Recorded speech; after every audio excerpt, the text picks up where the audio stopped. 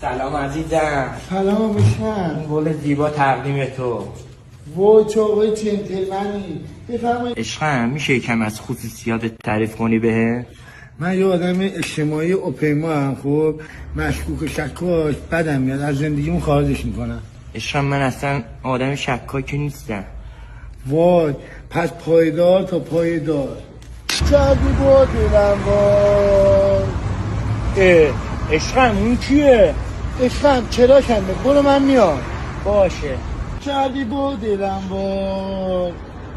عشقم اون کیه دیگه؟ عشقم اکسمه نگران نباش برو من میام. چیکار کردی با دلم وای. عشقم این دیگه کیه؟ این داداشیمه. بابا تو هم که داری همش میدی. چی؟ وایسا تو به من شک کردی. خوشیه